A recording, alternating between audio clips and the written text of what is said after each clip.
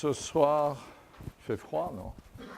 Ce soir, je vous traite du deltoïde. Je vais essayer d'être sérieux et de le regarder sous tous ses angles, ce muscle. C'est un muscle très, très bizarre, comme une espèce de coiffe de l'épaule. Vous allez voir que c'est extraordinairement surprenant, alors que ça paraît tout simple sur le vivant. Ça fait une coiffe en delta, je l'ai souvent dit, mais la vérité, la réalité est très, très étrange et répond à des besoins fonctionnels contradictoires. Voilà, j'espère que j'ai créé le suspense autour du deltoïde. Voilà, une clavicule, c'est pas mal. Voilà. Un petit bout de papier s'il y a des notes à prendre. C'est vraiment infernal. J'aurais pu prendre un beau bout de papier. Voilà. Bon, ça, une main, j'aurais pas besoin. Ça non plus, ça non plus. Ça, je peux ranger.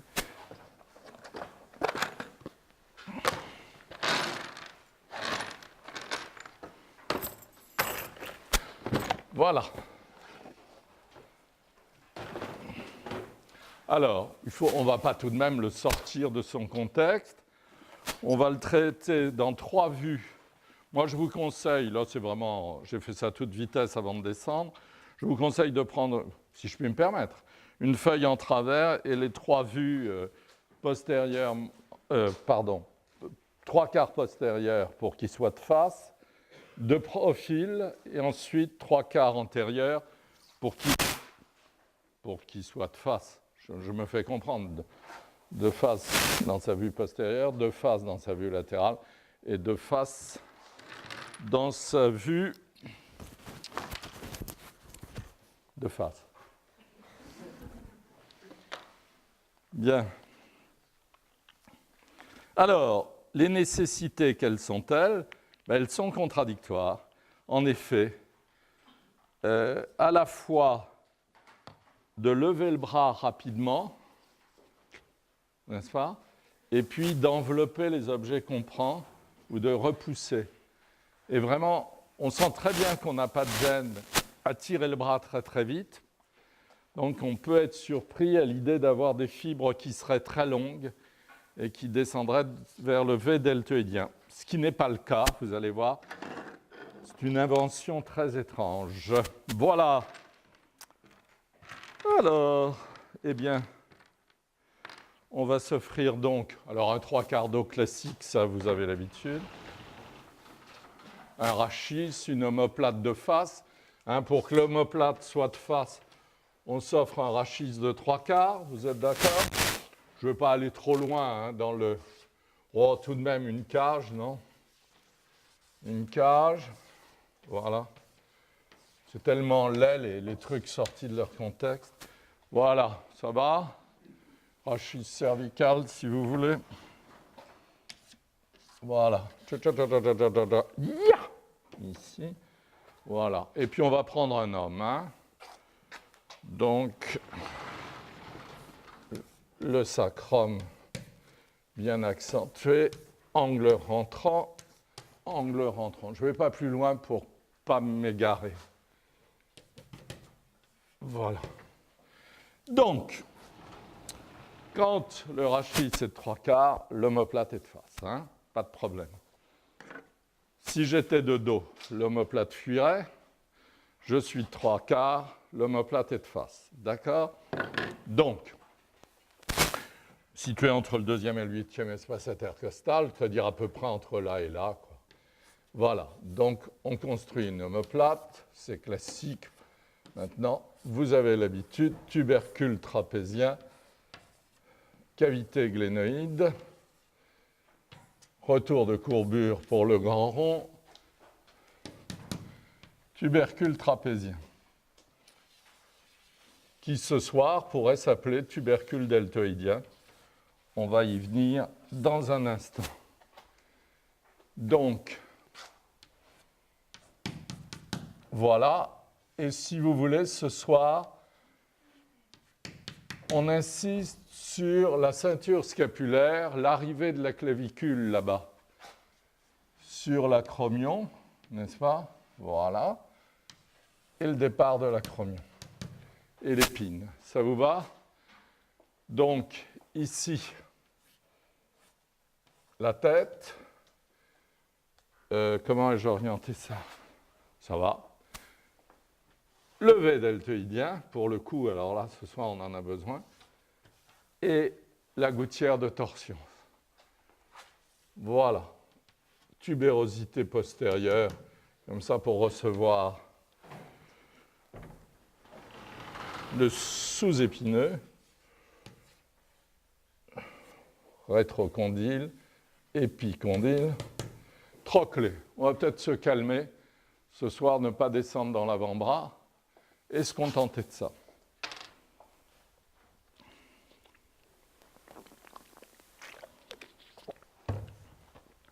Question. Pas de problème, hein? Ça marche?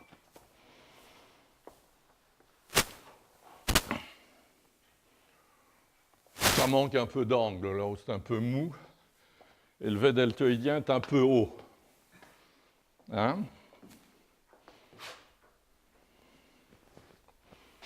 Pas très heureux, ça.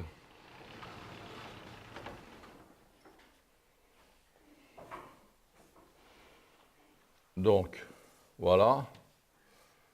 Le V deltoïdien. Vous voulez que je le montre? Peut-être. Voilà. Alors, un V deltoïdien bras droit vue postérieure. Voilà. Hein? Qu'est-ce qu'un V deltoïdien? Vue de profil, on le verra tout à l'heure, c'est un V, n'est-ce pas, engendré par les insertions du deltoïde.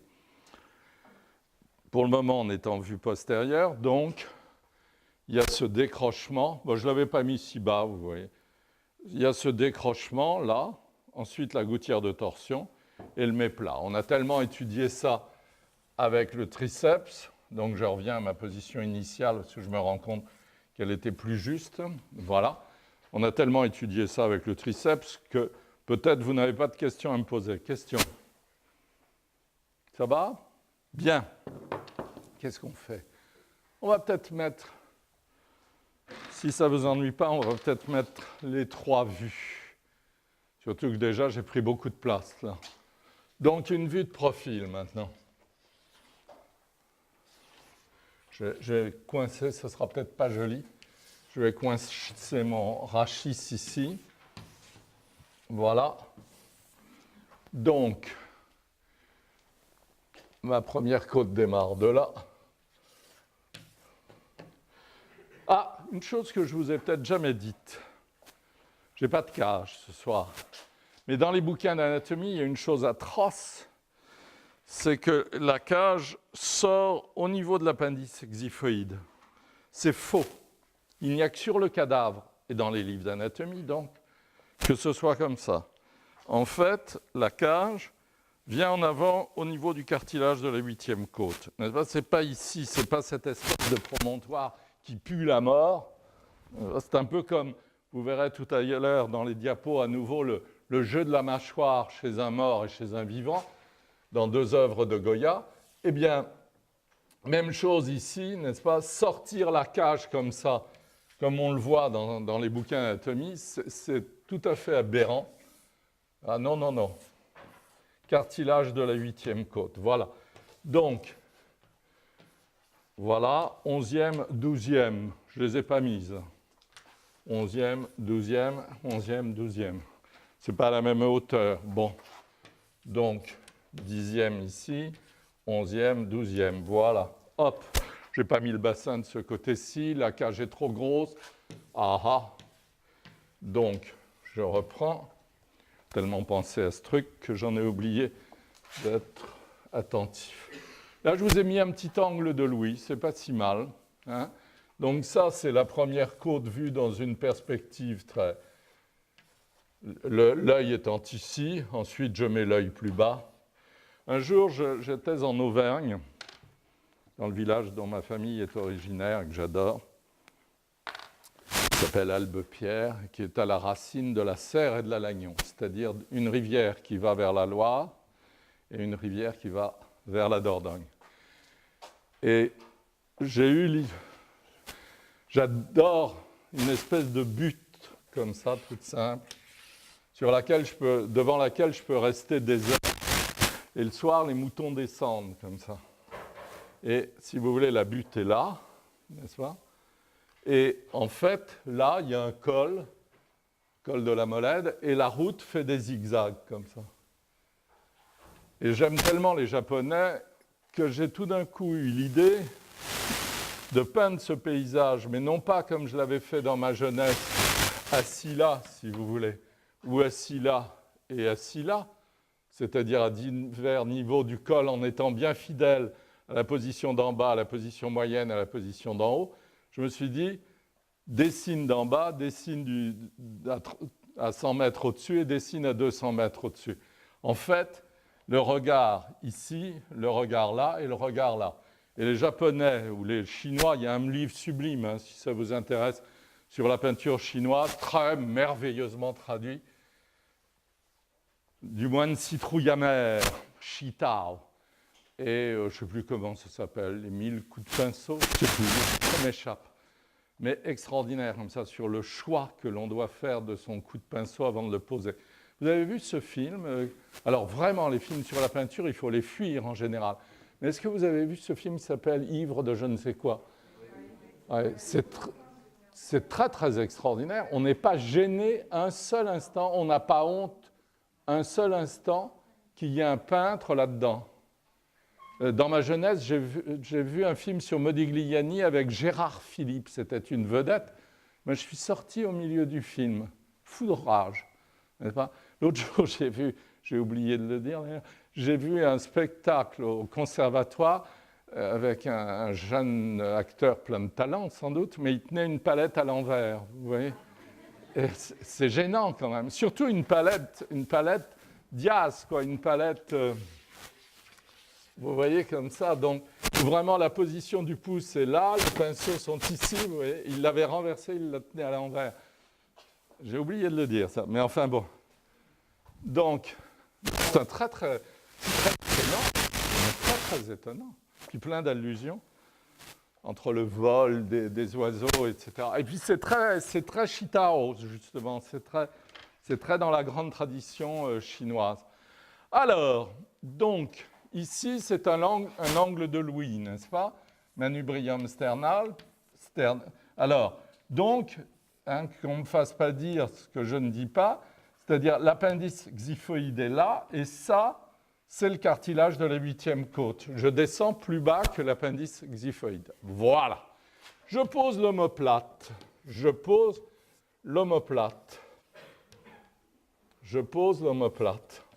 Alors là, franchement, en raccourci. Hein.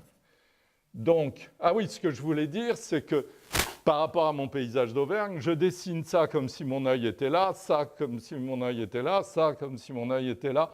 Il n'est pas question de faire la moindre perspective dans ces choses-là, c'est dégueulasse. Donc, de toute façon, la perspective. Donc, chose assez haïssable, malgré tout. Avec tous ces gens qui vous flanquent le doigt dans l'œil, là. Regardez les trompe-l'œil de Véronèse, par exemple. C'est très médiocre du point de vue trompe-l'œil, c'est pour ça que c'est beau. Donc, à Mazères, justement, si vous voulez, je vous en montrerai. Ça, c'est une craie trompe-l'œil, on croit qu'elle est jaune et elle est blanche. Donc, vous avez l'omoplate vue comme ceci. Est-ce que vous me suivez ou pas? Voilà, vu comme ça. D'accord? J'ai un petit peu placé l'acromion là. Si vous voulez, je vous mets la coracoïde, oui, on ne la voit pas de l'autre côté. La coracoïde ici, et on va tout de suite la cacher. Touc, en mettant cette fois l'humérus de profil. Donc on met la tête humérale, la grande tubérosité, le V deltoïdien, voilà. Et ensuite, alors là, c'est délicieux dans la vue de profil, On s'arrête un peu et on envoie une... J'aurais peut-être dû le faire en blanc. Et on envoie une convexité discontinue de ce qui précède. Et on a en bas, oui, je vais le faire en blanc. On a en bas la crête sus-épicondylienne et alors l'épicondyle en fuite. Ça, c'est le V deltoïdien, n'est-ce pas? Si vous voulez que ce soit continu, on peut vous le faire en continu. Hein. Voilà, ça n'a aucun intérêt. Et puis ici, donc, la tête et la grosse tubérosité qui se continuent dans le V deltoïdien. Voilà. V deltoïdien, crête sus-épicondylienne. Voilà. Je vais aller regarder de loin. Peut-être que ma cage est un peu plate. C'est de l'autre côté. Vous partez. Donc, ensuite, on va mettre une vue de face. C'est embêtant, hein, de faire des squelettes comme ça. Mais ce sera fait, on se baladera après. Enfin, vraiment un peu livre d'anatomie, ça. Donc, une vue de 3/4 face.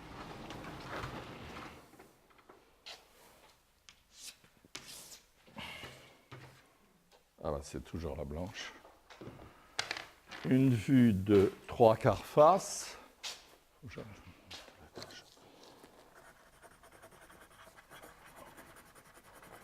Une vue de 3/4 face.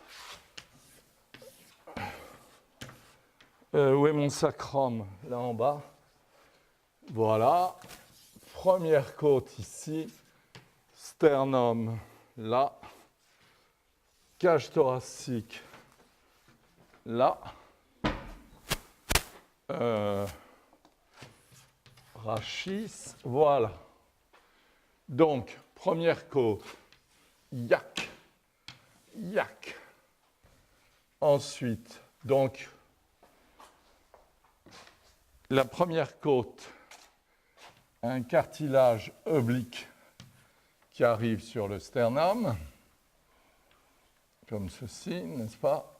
Ensuite, il y a une concavité pour la clavicule. Voilà le manubrium sternal. Voilà. Ensuite, la deuxième côte arriverait là, on s'en fiche. La deuxième côte arriverait là, etc. Voilà les deux premières côtes. Donc, mon sternum doit être mal placé. Appendice xiphoïde, n'est-ce pas? Et voilà la partie basse de ma cage thoracique. Je vais regarder ce que ça donne. Comme je m'embête un peu, ça doit se ressentir. Mais c'était pour vous obliger à mettre les 3 dessins sur la même feuille. Pour vos... Oh, c'est trop petit. Ça va en diminuant, regardez. C'est fou, ça.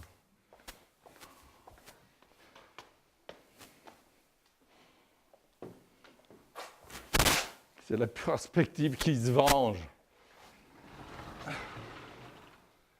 Donc, celle-là, je prenais de la...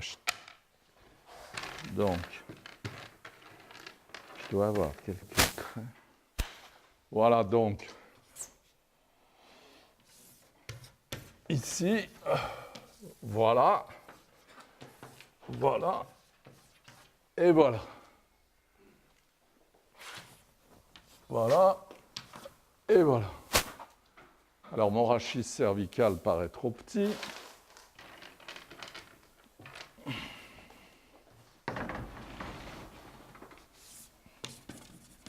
Et on le ressort ici. Voilà, au niveau lombaire. Voilà. Donc, la clavicule.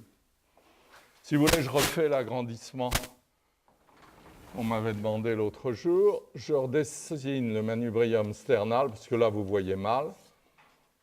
La poignée du sternum, n'est-ce pas? Ça, et la lame. En haut du sternum, ici, il y a un creux. Ce creux reste visible sur le vivant. Hop. Hein? Ensuite, il y a une autre concavité qui reçoit la clavicule, et enfin une autre concavité qui reçoit la première côte. Ensuite, on descend jusqu'à ce qu'on appelle l'angle de Louis, et après, on a, alors ça, si vous voulez, c'est ce qu'on appelle manubrium ou poignet du sternum, ce qui est plus simple, n'est-ce pas? Et ça, c'est ce que l'on appelle corps ou lame. Ça a divers noms. Divers noms, pardon. Et ça, c'est donc, en vue de profil, l'angle de Louis. N'est-ce pas? Un monsieur qui s'appelait Louis. Alors, la première côte, n'est-ce pas, arrive, imbécile, la première côte arrive ici, oblique. C'est ce que nous avons dessiné jusqu'à maintenant. La première côte arrive oblique ici, n'est-ce pas? Et la clavicule, d'une direction complètement différente, vient se passer devant la direction de la première côte et vient s'installer sur les concavités qui se trouvent de part et d'autre de la fourchette sternale. Donc ici, on dit fourchette, si vous y tenez, fourchette sternale. Ici, là, le creux que vous touchez là, il y aura des muscles qu'on ajoutera qui en partent, qu'on appelle les sternocléidomastoïdiens. Ça veut être la clavicule, n'est-ce pas? Ça veut être la clavicule. Et en dessous arrive la première côte. Première côte, première côte. Voilà. Donc, pour le moment, vous avez la première côte. N'est-ce pas? Pour le moment, vous avez l'arrivée de la première côte. Je prends ma clavicule. Où est-elle? La voilà, n'est-ce pas? J'ai, ou alors ça, c'est encore mieux. Non, c'est de l'autre côté. Voilà. J'ai mon omoplate qui est comme ceci, n'est-ce pas? Et je pose, d'ailleurs, je crois que ça va avec. Je pose la clavicule comme cela. Vous me suivez? Vue du dessus, n'est-ce pas? Vue du dessus, clavicule omoplate, ou épine de l'omoplate, n'est-ce pas? Donc, voilà l'omoplate, voilà la clavicule, hop, je place. Et ensuite, je peux glisser l'humérus en dessous. Ici, je ne vois presque plus l'omoplate, et je vais voir largement la clavicule. Donc, je commence par la clavicule. Alors, cette clavicule, elle se retourne sur elle-même. Ça se voit très bien en vue du dessus. Il faut bien avouer que dans cette position, elle est plutôt rectiligne. Mais on a l'habitude de tricher, parce que tracer une droite là, même si c'est plus vrai, c'est plus faux intellectuellement. N'est-ce pas? Donc, on l'envoie ici et on la fait légèrement se retourner sur elle-même. Tant qu'elle est convexe en avant, elle est devant la cage thoracique, elle obéit aux formes de la cage thoracique, n'est-ce pas? Et ensuite, en dehors, elle va vers l'épaule. Je l'ai alourdi là, mais c'est exprès. Est-ce que ça vous va? Et au bout, n'est-ce pas? Voilà la clavicule de l'autre côté. Et au bout, vous avez un petit bout d'acromion qui apparaît. N'est-ce pas? Ça, c'est encore. Je me suis trompé des signes. Un petit bout d'acromion qui apparaît ici. Voilà, acromion, si vous voulez. Acromion et acromion. Et acromion, n'est-ce pas? Ce sur quoi nous posons les valises quand elles sont très lourdes et qu'on en a marre de les porter à la main. Alors, sous la clavicule ici apparaît un morceau d'omoplate, n'est-ce pas? Celui-ci, ce morceau-là, très très peu de choses, n'est-ce pas? Donc on a la cavité glénoïde qui reçoit l'humérus, l'apophyse coracoïde, et hop, c'en est fini, l'omoplate passe en arrière. Donc on descend l'humérus, voilà, vue de profil, tout bêtement, vue de face, je veux dire, et c'est son profil qui va nous servir pour le deltoïde. Voilà, V deltoïdien, voilà, voilà, voilà, voilà. Et voilà. Et c'est trop court. Voilà, voilà. Et je vais rallonger ma cage. Voilà, voilà. C'est un peu cochon, hein, tout ça. On voit que je m'ennuie largement. Mais si vous voulez, pour vous expliquer le deltoïde, ne pas l'expliquer sous les trois vues en même temps, c'est pas très honnête, moi. Donc ça m'embête, mais je le fais. Voilà, je crois qu'il faut retirer la clavicule, là où vous êtes d'accord, elle gêne l'œil. Et puis on va retirer cette horreur. Voilà. Et on va aller regarder de loin si ça tient et si on peut jouer avec les formes musculaires. Le but du cours aujourd'hui, c'est de sortir un deltoïde avec ces trois faisceaux. Oui, ça va. Question.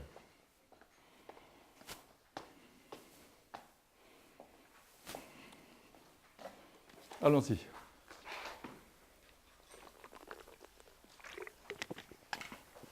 Bon, ben moi, je vais vous demander de mettre la main là, n'est-ce pas? De chercher l'acromion d'abord, le méplat de l'acromion. Vous l'avez? C'est carré, une boîte d'allumettes, si vous voulez. Hein? Vous l'avez? Ensuite, vous cherchez l'arrivée de la clavicule. Ça va? Sur l'acromion. Oui ou non? Ça va? Est-ce que vous vous rendez compte que la clavicule recule en arrière en faisant une petite concavité d'abord? Ça va? Puis elle est convexe devant la cage. Ça va? Alors on repart. Convexité, concavité, extrémité. Ça va? Méplat de l'acromion. Ça va? Vous êtes prêts?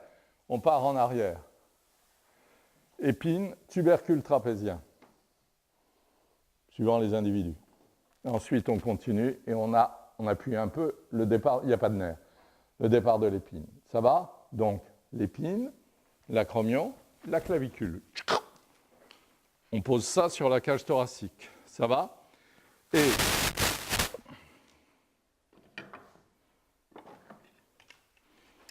voilà. Voilà ce que je vous ai fait palper. Vous êtes d'accord? En arrière, extrémité, convexité en avant, acromion, épine, tubercule trapézien, départ. On est d'accord? Oubliez ça, mes amis. Là, ça. Gardez ça seulement. Vous voyez? Ils appellent ça la ceinture scapulaire, les anatomistes. Il y a la faculté de médecine, là, juste derrière. Hein? Ils appellent ça ceinture scapulaire. Le deltoïde s'insère sur la ceinture scapulaire. Il s'insère sur le tiers externe de la clavicule, l'acromion, le tiers externe de l'épine de l'omoplate. Et ce tubercule que jusqu'à maintenant nous avons appelé tubercule trapézien, parce qu'il nous a servi à accrocher le trapèze inférieur, cet après-midi, on pourrait l'appeler tubercule deltoïdien, parce qu'il va nous permettre d'accrocher dans un autre sens le deltoïde postérieur. Ça va ou pas? Alors, veuillez mettre le doigt là, s'il vous plaît. Vous voyez? Juste là où ça devient sphérique en avant. On y est? Vous tournez le bras. Vous sentez que l'humérus tourne. C'est bête comme chou. D'accord? Mais par contre, si vous rentrez à l'intérieur et que vous tourniez le bras, il y a un point osseux qui va vers l'avant et ça ne bouge pas. Donc tout de même, là, il faut concevoir, parce que c'est sous-deltoïdien, il faut concevoir qu'à côté de l'humérus, os du bras, il y a un élément de l'omoplate, un doigt, dont je vous ai peu parlé jusqu'à maintenant pour ne pas trop vous troubler, parce que je crains toujours de vous troubler, un doigt jeté vers l'avant en forme de bec de corbeau, corax, coracis, la coracoïde. D'accord? Et elle va être sous le deltoïde claviculaire. Vous me suivez? Donc, la tête de l'humérus est là, vous la sentez très bien pivotée. Ce n'est pas aujourd'hui que je vais vous faire pivoter le deltoïde. Il y a déjà assez de difficultés à régler.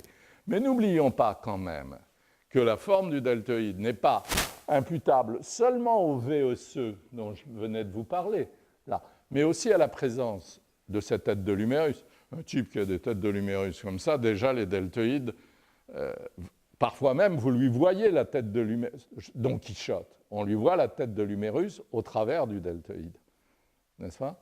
Et il y en a même chez qui on voit la coracoïde au travers du deltoïde.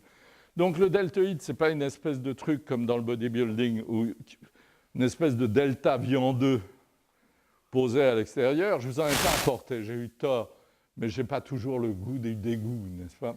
Alors, ce sont des... Vous avez vu les types qui font tous ces trucs-là, ils ont des deltoïdes d'une vulgarité mais extraordinaire quand même. Ils arrivent à en faire des deltas de bidoche.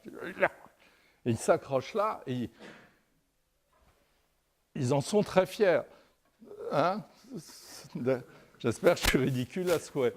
Donc, c'est un muscle qui, comment dirais-je, moi par exemple qui suis asthmatique, bon, bah, j'ai des deltoïdes d'asthmatique, c'est ridicule. Vous voyez ce que je... Ça déborde pas, c'est peut-être pour ça, je suis jaloux des gens qui font des bodybuilding, mais je bouquinerais. Et vous voyez comme je suis calme. Étant donné que je n'ai pas de deltoïde, d'accord? Bon, alors, donc, on va voir ce muscle. On va bêtement commencer par l'arrière, si vous voulez bien. Hein? Le plat de résistance, je vous l'avoue, étant au milieu. On finira peut-être par le milieu. Alors, on l'habillera après. Hein? On va être simple. Le problème, c'est d'aller du V deltoïdien, nous l'avons vu, nous venons de le dire, n'est-ce pas? De là, voulez-vous que j'indique en bleu? N'est-ce pas? Le problème, c'est d'aller de là à là. Vous me suivez? En gros, de faire ceci. Hein? Donc, si je sors l'élément, voilà, deltoïde postérieur, voilà.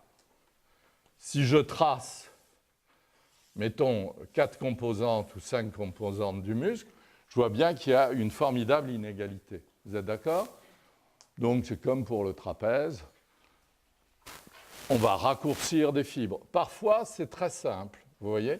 Il y a un méplat tendineux, c'est très rare. Il y a un méplat tendineux, et à ce moment-là, les fibres sont sensiblement égales. D'accord? Voilà. Comme ceci. Hein? Mais le plus souvent, c'est au gré. Je trouve même que c'est très particulier à chaque individu. On voit des formes absolument incroyables. On voit ça, par exemple, avec des égalités de fibres ici. Vous voyez? Ensuite, on voit des fibres partir comme ceci, n'est-ce pas? Et voilà. Et on atteint, donc ici, on va revoir un morceau de tendon, là un autre morceau de tendon, ici un bout de tendon, là, etc. Bref, on peut avoir des formes extrêmement intéressantes. Le schéma de départ, c'est celui-là. Le plus souvent, si ça vous amuse, on peut avoir ça et ça. C'est très classique. À ce moment-là, on a un deltoïde postérieur, fibres longues, vous voyez, des fibres longues qui descendent comme ceci. D'accord? Sensiblement égales. Voilà. Et qui atteignent la partie postérieure du V deltoïdien.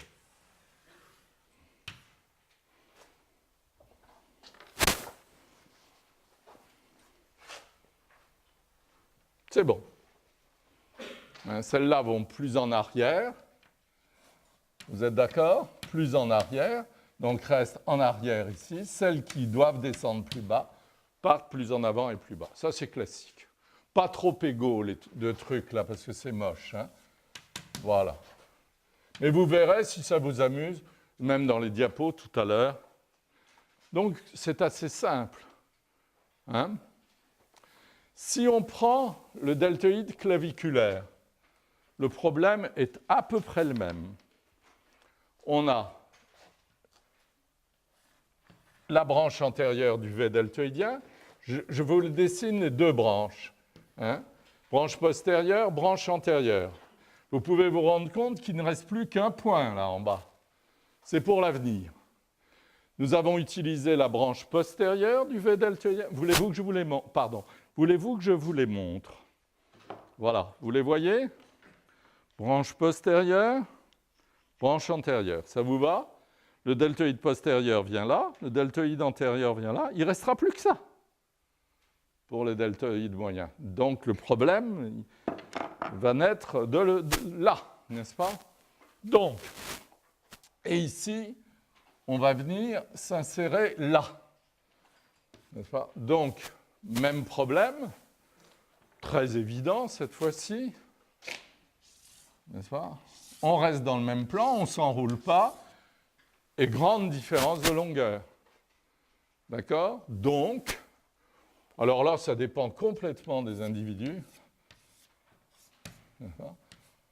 Souvent, quand ils sont très costauds, on lie assez bien un petit méplat là, n'est-ce pas? Et puis, comme ça, on peut glisser presque symétrique du deltoïde postérieur, un deltoïde antérieur. Mais, je ne vous ai pas fait une palpation pour rien, n'est-ce pas? Au travers, ici, on a la présence de la tête humérale, cette espèce de lumière que j'ai donnée là. Vous êtes d'accord? Et ici, la présence de la coracoïde. Donc, ça va? Je ne vais pas trop vite? C'est deux saillies osseuses très différentes. Hein? Une convexité pure et simple, comme ceci. D'accord? Un arrondi, si vous voulez. Puis ce point vont obliger ce deltoïde, vous voyez, à partir un peu vers l'avant et à vous offrir un truc assez simple. Ah zut, c'est un peu mou. Voilà. Assez sympathique, n'est-ce pas?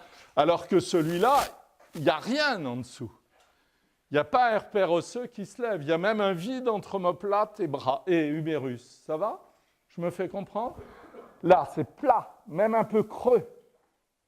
D'accord? Là, c'est convexité osseuse de la tête humérale, floc, et coracoïde. Donc, ça change tout. Là, vous pouvez vous amuser à faire tsang, sac, sac, sac. Vous me suivez? Là, pas du tout. C'est pour ça que les gens adorent cette région. Eh ben, c'est parce qu'il y a une espèce de... malheureusement, ce n'est pas magnifiquement dessiné, la montrette Fusain est un peu mou, hein, mais il y a une espèce de courbure tendue, si je puis dire. D'accord? À cause des deux repères qui sont là-dessous.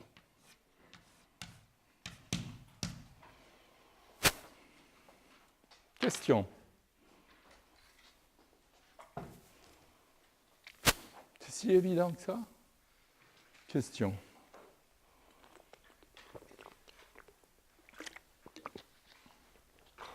On y est? Ça marche? Bon, alors ça, il n'y a pas de problème. Quand vous voyez ça, et ça, c'est de la fibre longue garantie. C'est vraiment... Viens dans mes bras, d'accord? Et en arrière, vous me suivez? Mais incontestablement, vous pouvez vous débarrasser très rapidement. Et vous sentez très très bien une vibration. Si vous levez le bras, ne le faites pas parce que ça... Mais vous sentez très très bien une espèce de vibration dans la partie externe du bras, et certains d'entre vous, même en poussant comme ça un peu sur le côté, peuvent sentir 3-4 souris se baladant. Je dis bien souris. Ça, des espèces de souris, même chez moi, il y a ça de gras. Hein. Je sens très très bien des espèces de trucs bizarres. Autant là, c'est plane, là, c'est plane avec les convexités, autant là, c'est bizarre. Alors, le problème, si on le pose tel qu'on l'a posé précédemment, c'est qu'on a un point, et seulement un point. Là, je me fais comprendre. Et ici, un segment, n'est-ce pas, dont nous avons... Ah, j'ai pas mis la clavicule, c'est pas très grave. La voilà. N'est-ce pas? J'avais oublié de la mettre. Voilà, avec le surplomb en avant. Voilà. Donc, tout est en raccourci. Est-ce que vous voyez? Là, vous pouvez voir, n'est-ce pas, l'acromion qui va donner... Alors, attendez, une chose aussi pour vous conduire à la compréhension de ce qui va suivre. Regardez cet acromion qui est tout modeste. Regarde, est-ce que vous voyez le côté de là où vous êtes? Est-ce que vous voyez le côté dentelure, n'est-ce pas? Le côté très dentelé, comme une espèce de mâchoire. Et alors, sur mon grand, là, c'est très évident. Regardez, comme des dents qui viennent. Vous voyez ce que je veux dire? Donc, il y a des espèces de souris, il y a des dents au niveau de l'acromion. Calme. Tous ces morts que je déplace avec trop de brutalité. Alors, donc ici, j'ai mis un plan plat, mais je pourrais mettre des rugosités, vous voyez, comme ça, des espèces de... Et en bas, un V. Alors, il faut bien avouer, en plus de ça, bon, vous avez compris, ce sont des fibres courtes. Donc, il n'est pas question de recommencer le même cinéma et de descendre là, ça ne donnera rien. Donc, je pose le problème. Question peut-être avant. Vous attendez la suite, là. Hein? Je peux y aller? D'accord. Donc, je pose le problème à part. Je vais peut-être le poser là, si vous voulez. On a donc l'acromion, en simplifiant. On a donc l'acromion dans la partie haute. Le V deltoïdien, j'aurais tendance à faire ça, mais c'est ça seulement, n'est-ce pas? Dans la partie basse, nous venons de constater que l'acromion, en fait, est dentelé, comme ça, n'est-ce pas? Et là, pardon, nous n'avons qu'un point, et nous voulons non pas un muscle à fibre longue, on a déjà ce qu'il faut en avant et en arrière, il nous faut des fibres courtes. D'accord? On y est? Ben voilà. Le créateur qui avait déjà fait des oies, des canards, divers oiseaux, s'est dit, je suis très fort pour la plume. D'accord? Il s'est dit, je vais me servir de plumes. Il prend des plumes en bas et des plumes en haut. Imaginez que mes doigts soient des plumes et que mes doigts soient des plumes. Et on fait glisser les plumes du haut dans les plumes du bas. Vous n'y comprenez rien, mais c'est bon.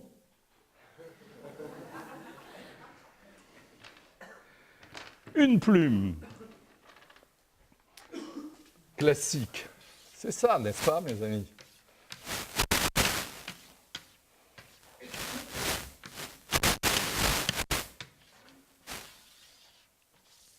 Pas très joli, ça. Voilà. Voilà. D'accord? Mais vous pouvez très bien la changer en plume. N'est-ce pas? Ou si vous voulez, une feuille. Parce que tout de même, le créateur, c'est vraiment génial, quoi. Une feuille, il y a le pétiole, n'est-ce pas? Vous pourriez très bien faire une feuille comme ceci. Vous me suivez? C'est le même principe. D'accord? Si ce n'est que la fibre... Là, le pétiole de la feuille. Comment s'appelle l'axe de la plume? Le canal, je crois, je ne sais plus. Enfin bref, le canal médian, n'est-ce pas? Vous le mettez en tendon, et ça, vous le mettez en fibre charnue. Il va utiliser ça entre les doigts aussi. Ici, là. Pour rapprocher les doigts. Il va mettre des plumes. Donc, il est très fort. Hein, il n'y a pas de problème.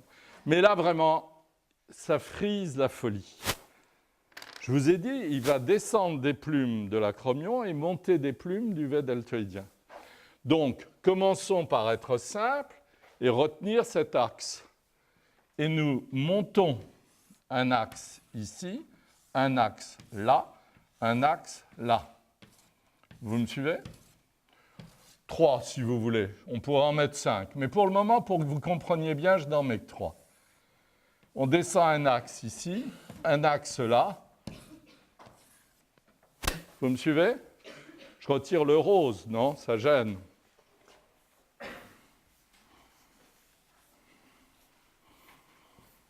D'accord?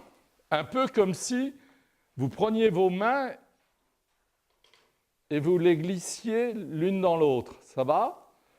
Donc, et ici, vous rajoutez un faisceau ici, un faisceau là. Ça vous va? Bon, maintenant c'est fini, mais c'est un coup à prendre. Pensez à une plume. Vous glissez une fibre charnue là. Ça va? Une autre ici, une autre là, et une autre là. Et vous remontez. Et vous avez des fibres courtes et égales, puissantes, disposées suivant un schéma extraordinaire. Extraordinaire. Oh! Vous voyez, je me suis trompé. Voilà. En fait, les fibres musculaires raccordent les fibres tendineuses qui descendent du haut et montent du bas. C'est peut-être pas assez clair. Je vais le faire en plus grand. Voilà. Et plus libre. Voilà, voilà, voilà, voilà, voilà, voilà. Puis vous pouvez rajouter ce que vous voulez. Vous voyez, vous mettez une fibre là, et vous raccordez. Toc, toc, toc, toc, toc, toc, toc, toc, toc, toc, toc, toc, toc, toc. Celle-là est pas bonne. Toc. Voilà. Et toc. Voilà. C'est assez fou. Ça va? Alors, bien évidemment, les fibres tendineuses sont en creux. Ça va, là? Il faut que je recommence ou pas? Ça va? Même au fond, vous voyez? Donc, les fibres tendineuses, quand on est au repos, c'est uni. N'est-ce pas? Mais, chez des gens très musclés, très dégraissés, les fibres tendineuses sont en creux. Et les fibres musculaires en saillie. Donc tout à l'heure, dans les diapos, vous écouterez bien le cri discret que vous allez pousser. Devant une photo de 2 lutteurs, l'un tenant l'autre en ayant réussi à agripper ses mains, celui-là se repose un peu, il est content, il sait que ça tient, d'accord, que sa prise tient. Par contre, le malheureux qui l'a agrippé, lui, essaie de se dégager. Et il a dû prendre conscience de la situation et se dire, pour pouvoir dégager la prise, il faut que j'y aille brutalement. Vous me suivez? Et il y a eu un photographe qui a photographié l'instant de brutalité. Et vous allez voir les faisceaux. Jamais de ma vie, je n'avais vu un deltoïde comme ça. Réduit à un schéma comme celui que je vous ai fait là. Vous voyez? Comme ça. Voilà, donc, c'est assez extravagant. Alors, bien évidemment, ça paraît uni ici, parce que c'est plein de gras. C'est un I à graisse, ce truc-là, comme le grand oblique, n'est-ce pas? Donc, chez les gens qui font du bodybuilding et qui, en plus, il y a une espèce de commerce, paraît-il, bon, j'en sais rien, mais c'est ce qu'on dit. Mais d'ailleurs, quand il y a un étudiant, il y a bien longtemps, qui m'a offert une revue, il n'est pas là ce soir, je crois, une revue, celui, vous savez, qui fait les... J'ai un étudiant richissime, hein, richissime, qui fait des livres pour Malouane. Vous vous imaginez, le malheureux, il vient à mes cours depuis, je ne sais pas, 7 ou 8 ans, et il fait des livres qui sont des livres pour les bodybuilding men and women. Pour leur dire ce qu'il ne faut pas faire, parce que c'est dangereux, hein, cette activité. Et ces livres sont reproduits dans le monde entier. C'est ça? Donc, il me considère à peu près comme la Sainte Vierge, vous voyez. Il est venu ici, un jour, fou de bodybuilding, n'est-ce pas? Un peu voyou sur les bords, il le dit carrément. Et il a suivi mon cours année après année. Il a dessiné comme il dessine. Vous pouvez voir ça à la vitrine de chez Malouane. Il est gentil. Il m'en apporte un dédicacé régulièrement, c'est très gentil.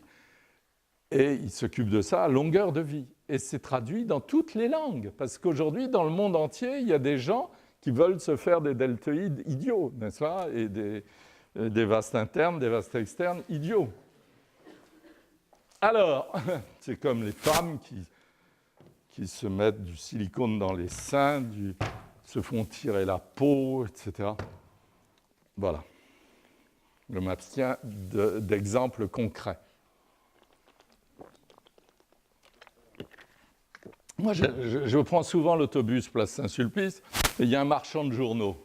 Et vous savez, ça remue. Je vois des revues, n'est-ce pas? Je ne suis pas hypocrite, n'est-ce pas? Je n'ai aucune envie de les acheter. Maximal, vous avez vu ça? N'est-ce pas?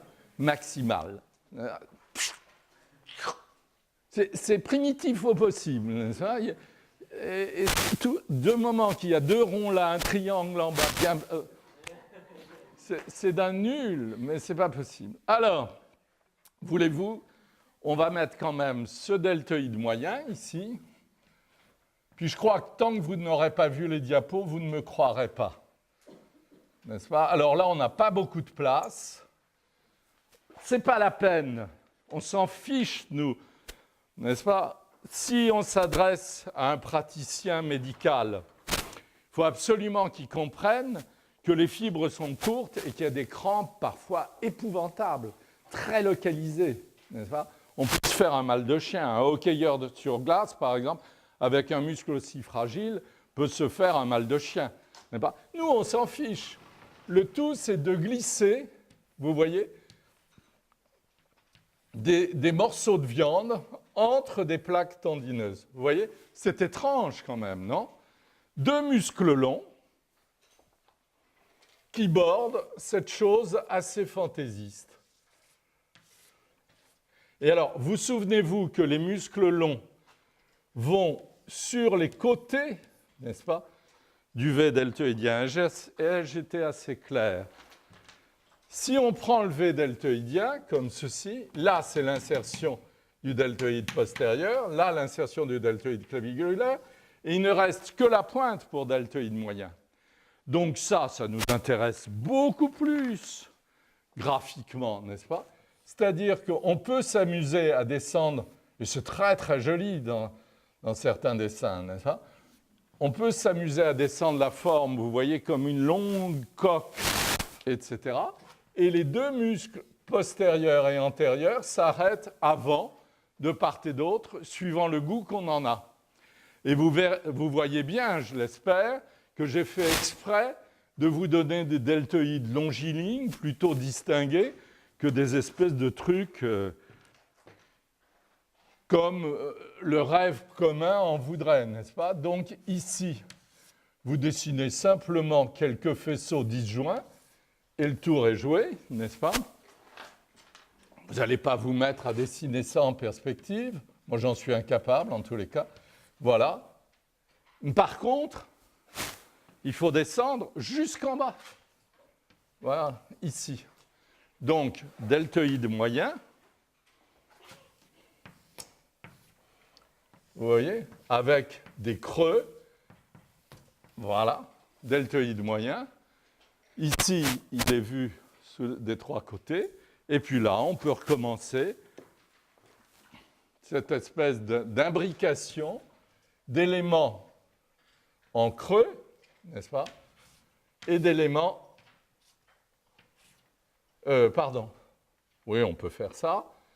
Là, il faut faire ça. Voilà. Voilà. Voilà. Et alors, le plus important, bien évidemment, bien respecter la différence de longueur. Voilà, là, c'est bon. Entre le deltoïde moyen qui descend beaucoup plus bas, là, c'est mou, que le deltoïde claviculaire. Question. Mademoiselle.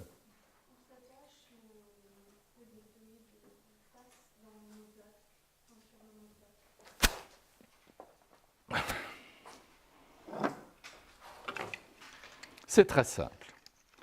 Le deltoïde moyen s'attache sur le bord externe de l'acromion. Le deltoïde claviculaire sur le tiers externe de la clavicule.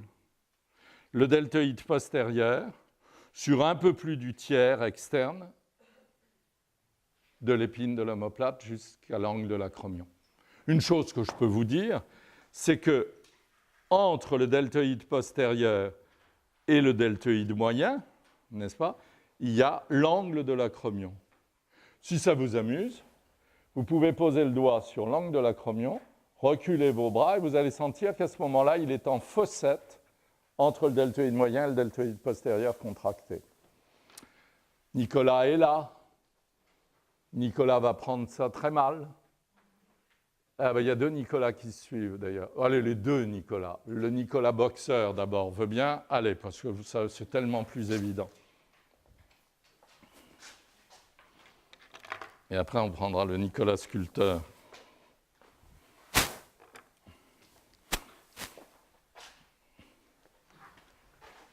Vous mettez votre pull là-bas. Au propre. Voilà. Qu'est-ce qu'on fait? Vous mettez peut-être là, là, hein, pour que ce soit la bonne hauteur. Alors, regardez, c'est superbe. Regardez par là, mon ami. Deltoïde claviculaire. Je suis très, très sale. Hein. Deltoïde claviculaire, là, vous voyez bien la limite. C'est très beau, non? Là, voilà. Hein. On est d'accord? Pas de problème. Les deux saillies, vous voulez qu'on essaie de les voir sans y toucher? Bougez pas, bougez pas. Ça, c'est la tête humérale. Ça va? Et la coracoïde, elle est... Tenez, vous la voyez là. Elle est là. Bougez un tout petit peu. La coracoïde, la tête humérale. Ça va? S'il vous plaît. Je crois qu'on est courtois avec vous, donc soyez gentils. Ça, c'est une extrémité externe de clavicule. Vous êtes d'accord? Est-ce que Nicolas veut bien se pencher un petit peu en avant pour sortir sa clavicule? Levez un tout petit peu le menton. Le menton. Laissez tomber le bras. Voilà. Là, on a les deux tiers externes de clavicule. Vous voyez là où s'attache le deltoïde? Il prend le tiers externe, mademoiselle. Ça va? On va lever le bras un tout petit peu. Regardez, vous le voyez, le deltoïde claviculaire, avec ses deux faisceaux longs. Ça va? Superbe. Hein? Voilà. Le postérieur, maintenant. Alors, il est un petit peu abîmé, là. Il ne s'est passé. Voilà, là, il est superbe. Il n'y a pas de problème. Vous voyez la limite, l'autre limite. Et vous voyez le dessin dont je vous parlais, là, des tendons? Ça va? Il pousse un tout petit peu ma main en arrière. Voilà. Et il sort. Vous voyez? Vous voyez des fibres longues, là, il n'y a pas de problème. Hein? On tourne. Voilà. Vous poussez un tout petit peu ma main. Regardez. Vous voyez? Et là, vous sentez, non? Déjà. Là, regardez. Poussez ma main. Ça n'a rien à voir. Ce sont des fibres courtes, avec plein de tendons, des plumes. Allez-y. Vous voyez? Ah ouais! Je l'avais dit. C'est lequel? C'est le gauche, ça, non? On va regarder le droit. Allez-y. Vous Ouais, attendez. Regardez la beauté du V deltoïdien d'abord, là. Hein. Vous voyez comme ça s'inscrit. On apprendra ça entre le biceps. Michel-Ange adorait ça, là, la veine qui court, là. C'est vrai que hein, c'est très émouvant quand même, non? Poussez ma main. Vous voyez? C'est presque le gauche qui est le plus lisible. Détendez-vous. Allez, poussez ma main brutalement. Voilà. Poussez ma main. Voilà. Là, vous l'avez. Vous voyez? Bon. Tiens, penchez-vous peut-être un tout petit peu, si ça ne vous ennuie pas, sur le côté, comme ceci. Voilà la ceinture scapulaire, là. Vous la voyez? Tiers externe de la clavicule, acromion. Attendez, que je ne me trompe pas. Tubercule trapézien. Oh là là! Alors, l'acromion est là, parce que c'est plein de bosses. L'acromion est là. Ça, c'est l'angle dont je vous parlais à l'instant. Oui, c'est ça. Vous voyez la fossette entre deltoïde moyen. Oh, c'est pas mal, là, pour vous. Voilà le deltoïde moyen, voilà le deltoïde claviculaire et voilà le deltoïde postérieur. Et vous voyez très bien que le deltoïde moyen descend beaucoup plus bas. Vous me suivez? Moyen, claviculaire et postérieur. C'est impressionnant quand même, non? Poussez ma main. Ça marche? Vous demanderez à l'autre, Nicolas, s'il veut bien vous donner la photo.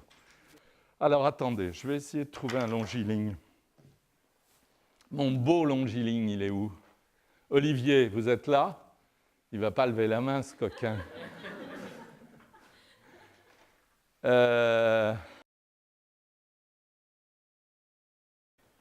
C'est vraiment un aquarium, quoi. Donc, imaginez ce que vous pouvez faire dans votre salle de bain. Vous voulez bien retirer votre vêtement et le poser là-bas? Ce que vous pouvez faire dans votre salle de bain en guidant bien l'éclairage. Vous savez, même moi, hein, vous savez comment j'ai appris la morphologie?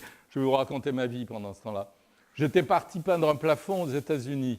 Le professeur qui était ici m'avait dit avant de partir qu'il aimerait que je vienne... Allez, voilà, c'est superbe. De face d'abord.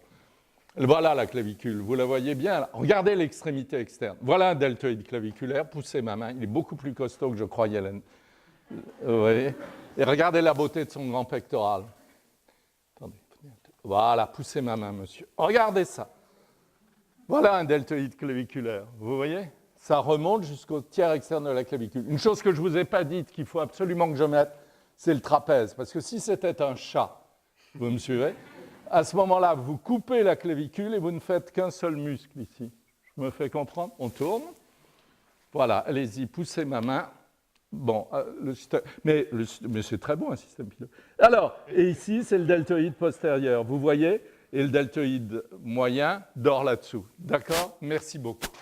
Voilà, allez. Donc, maintenant, je vais habiller la région, ça va? Avez-vous une question à me poser?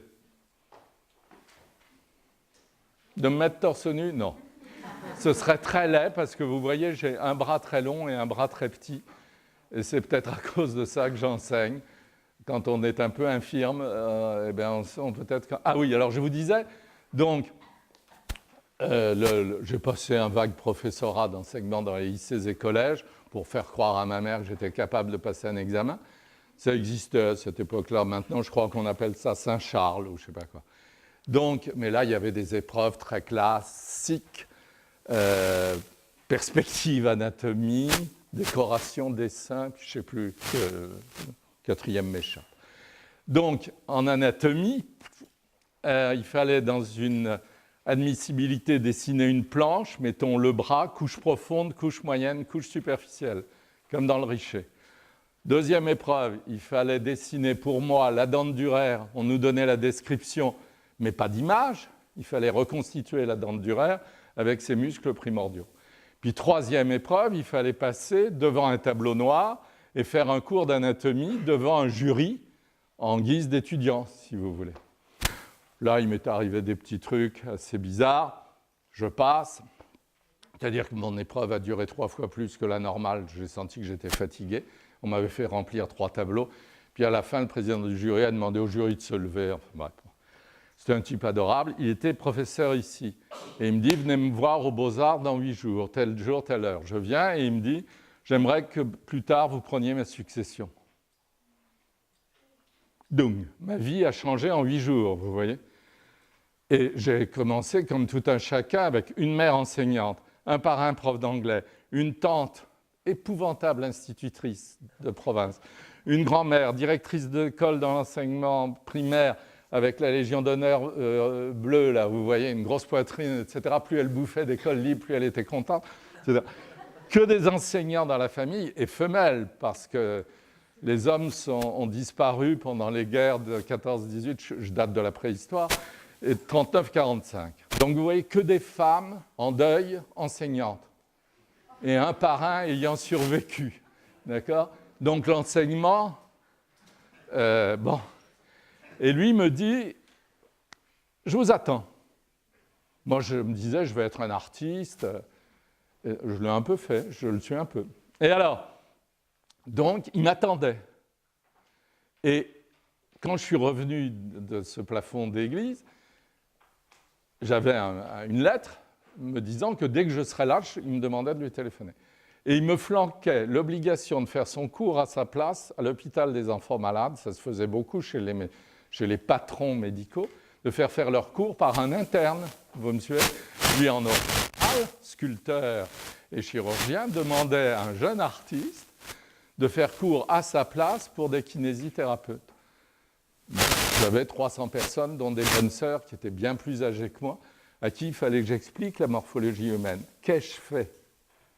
Ben, je me suis déshabillé tout un hiver, en robe de chambre, à guetter dans un miroir ce que je pouvais voir de l'un et de l'autre côté. Il n'y a pas de meilleure leçon. Si par hasard ces choses vous intéressent, c'est sur vous que vous les voyez. Et j'ai tout appris beaucoup plus sur moi, et c'est là que j'ai pris la haine de l'anatomie, que dans les livres d'anatomie. Je suis né en 1938, le cœur m'a demandé au bout de quelques années de venir ici, en 1969, j'avais donc 31 ans. Je l'avoue, j'ai eu un culot incroyable, ça s'appelait cours d'anatomie de l'école des beaux-arts. Je lui ai dit, monsieur, je ne viendrai pas tant que ça s'appellera comme ça. Ça s'est appelé département de morphologie. D'accord ? Et du jour au lendemain, tout a changé. Pas les cadavres, qui sont restés pendant 3-4 ans encore, mais j'ai réussi à m'en débarrasser. Et pourtant, lui, il en avait besoin pour ses opérations. Mais c'était infernal d'avoir des choses pareilles. Les femmes de ménage ne voulaient pas rentrer. Enfin, c'était absolument atroce.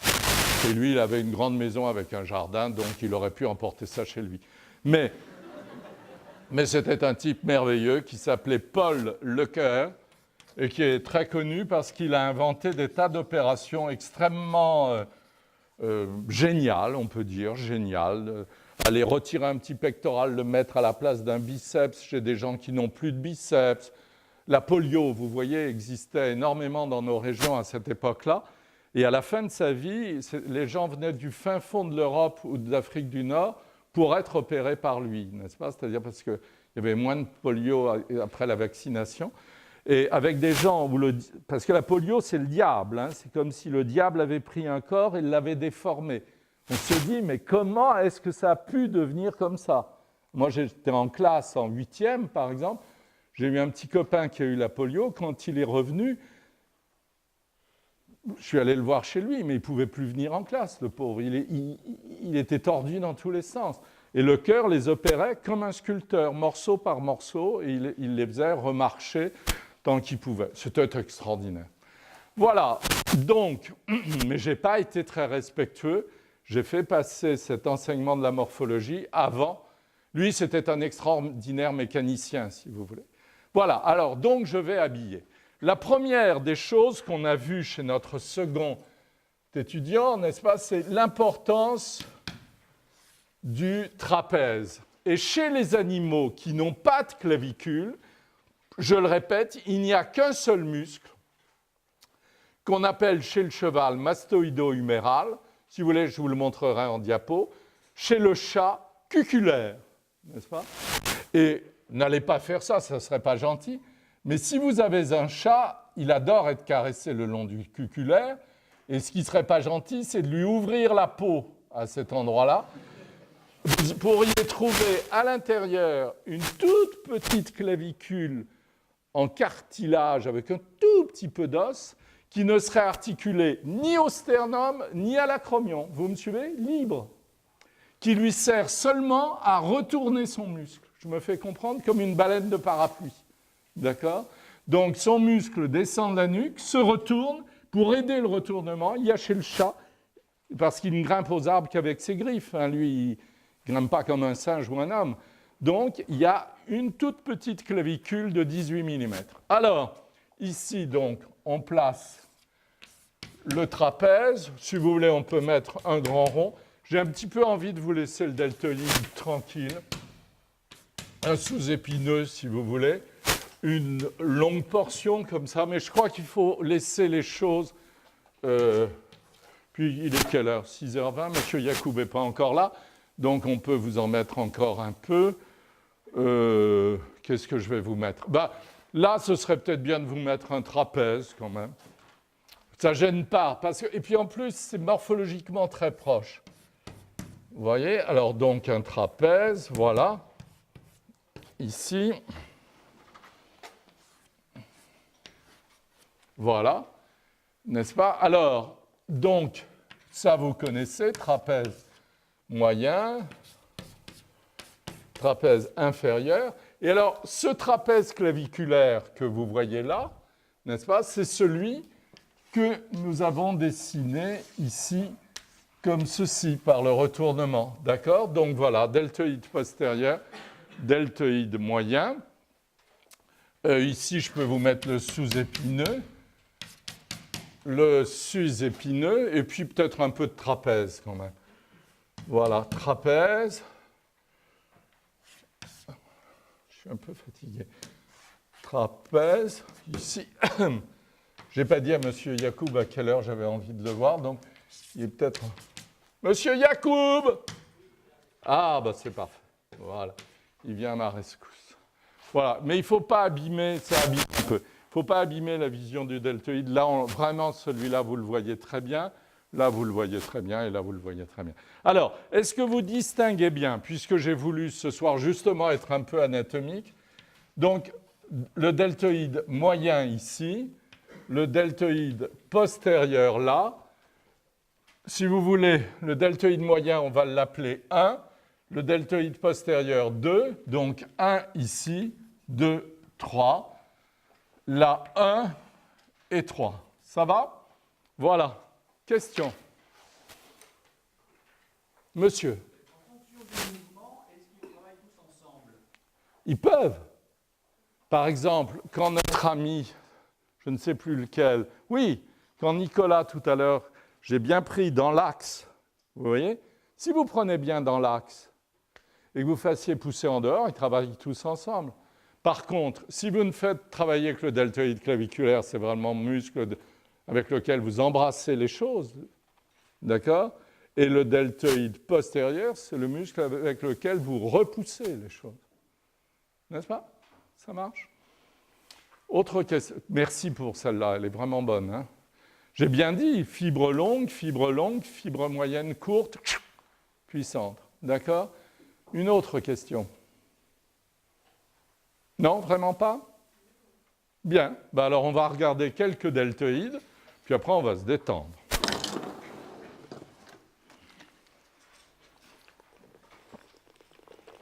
Dessus, il y a les bras, évidemment.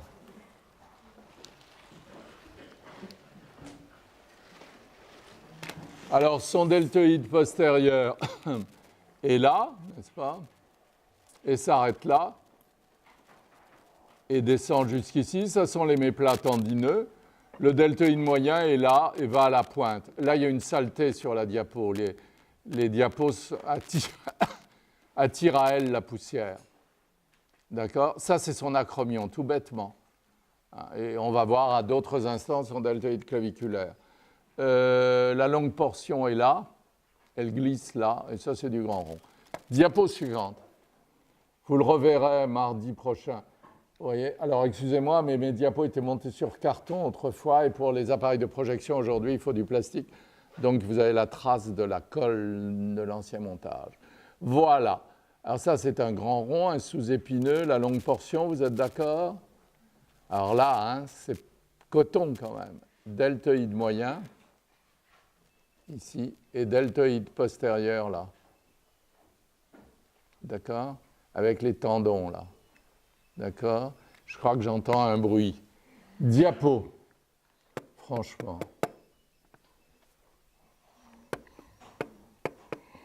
Ça y est, c'est fini. Bon, là, c'est à moitié au repos, vous voyez. Mais il ne fait rien. Hein. Vous voyez, tout est calme, n'est-ce pas? C'est tout de même très extravagant. Hein. On n'est pas habitué à ça. Alors, et regardez, on ne comprend rien. La clavicule, l'acromion, on ne sait plus très bien où on est. Diapo suivante. Alors là, c'est de la folie parce qu'on lie la puissance musculaire à la structure osseuse. Vous voyez? Ça, c'est le bord externe de l'acromion. Ça, c'est l'épine jusqu'au tubercule trapézien. Et là-bas, vous avez la clavicule qui s'en va. On a l'impression d'être sur une route de montagne, vous voyez? Et de tourner autour du précipice, n'est-ce pas? Et alors là, vous avez donc le deltoïde postérieur qui dort, le deltoïde moyen qui dort et le deltoïde claviculaire, peut-être là-bas. Diapo, mais c'est le deltoïde. Diapo. Alors là, j'aime bien, c'est au repos, un peu comme chez Nicolas tout à l'heure. On sent la puissance musculaire, mais très calme, comme ça. Voilà la clavicule. Le tiers moyen est libre d'insertion musculaire. On a vu chez notre deuxième étudiant, n'est-ce pas, que le grand pectoral prend le tiers interne, on y reviendra. Le deltoïde claviculaire prend le tiers externe. Voilà l'extrémité externe de la clavicule. Voilà le départ de l'acromion. Donc là, vous avez du deltoïde claviculaire avec la tête de l'humérus en dessous, la coracoïde en dessous. Et voilà le deltoïde moyen au repos. Diapo suivante. Là, c'est un peu comme tout à l'heure. C'est ça? Diapo.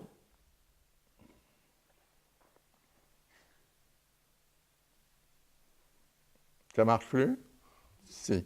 Regardez, c'est de la folie quand même.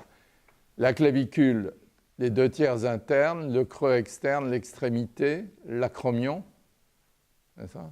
Ici. L'angle postérieur de l'acromion qui est en saillie quand il est au repos et qui sera en creux lorsque les muscles sont contractés. Deltoïde claviculaire, deltoïde moyen, deltoïde postérieur. Diapo suivante. Vous voyez, il ne fait pas grand-chose, mais le deltoïde moyen vibre avec des faisceaux courts, deltoïde postérieur, faisceau long. Diapo. Vous voyez, c'est tout de même étrange, non? Une forme calme, une forme accidentée. Diapo. Voilà. Ça, c'est à peu près ce que vous avez vu chez Nicolas.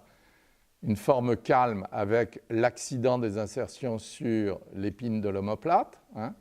C'est à peu près ce que je vous ai dessiné, mais je suis allé moins loin avec le tendon. Vous êtes d'accord? J'ai mis à peu près 2 faisceaux comme ça. Vous vous souvenez? À peu près égaux. Mais j'ai mis les tendons moi, seulement là. Là, chez lui, ça descend beaucoup plus bas. Donc, ce sont tout de même des fibres moins longues. Puis ça, c'est le deltoïde moyen. Vous voyez? Ça marche? Et puis le triceps au repos qui monte là-dessous. Diapo. Vous voyez? Là aussi, regardez, c'est étrange. Deltoïde postérieur, c'est calme. Deltoïde moyen, et donc les tendons sont là, là et là. Vous comprenez? Ça va ou pas? Diapo. Et, pardon, diapo précédente.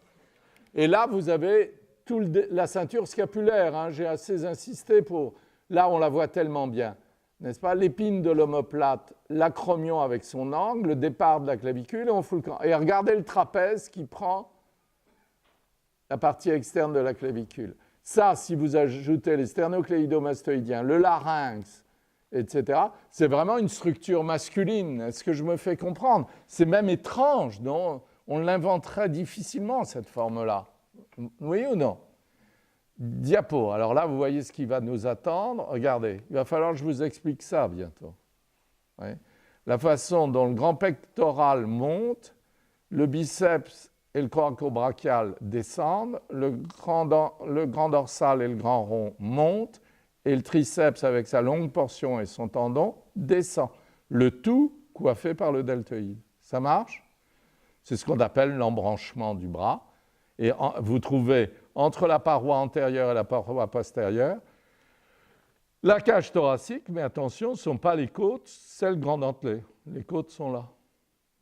D'accord? Ça va? Diapo.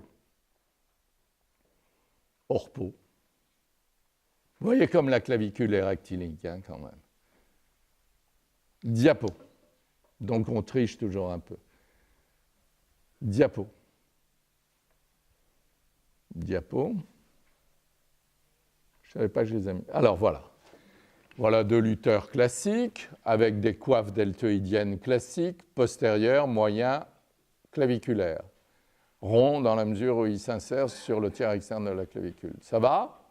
Le grand dorsal qui descend, les muscles de l'omoplate, un autre deltoïde coincé. Ça va? Triceps, biceps. Ça va? Diapo suivante. Celle-là, elle nous conduit aux suivantes qui sont bien plus extraordinaires, vous verrez.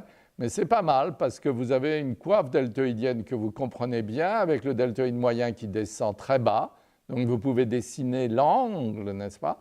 Le deltoïde claviculaire ici. Et puis alors, remarquez une chose, n'est-ce pas, si vous voulez bien, c'est que le deltoïde claviculaire vient en avant alors que le deltoïde postérieur ne peut pas venir en avant.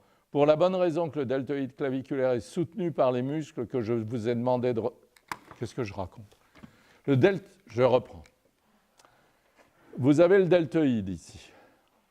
Le deltoïde moyen descend bien jusqu'à l'angle, là. Le deltoïde claviculaire en avant avance. Le deltoïde postérieur ne peut pas avancer. Pourquoi?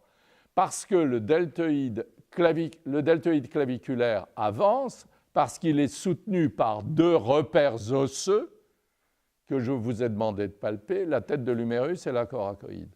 C'est bon? Alors qu'en arrière, c'est tout simplement le creux entre l'omoplate et le bras. Ça marche? Donc, des formes un peu semblables, celle du deltoïde claviculaire et celle du deltoïde postérieur, donnent des formes très dissemblables étant donné ce qui se trouve en dessous d'elles. Ça va? Et entre elles, voilà le deltoïde moyen descendant très bas. Et là, vous ne vous rendez compte absolument pas de la présence des souris. D'accord? Diapo. Voilà. Vous voyez le poteau rose, n'est-ce pas? Voilà ce personnage. C'est une seule photo, mais je l'ai coupé en deux pour avoir un peu de suspense. Donc, vous avez un triceps ici avec longue portion, vaste externe, vaste interne, n'est-ce pas? Biceps là. Il a visiblement accroché ses mains l'une à l'autre, n'est-ce pas? Il contracte le masséter au maximum et respire avec des très courtes inspirations, n'est-ce pas? Il tient son bonhomme et l'autre essaie de se dégager. Diapo suivante.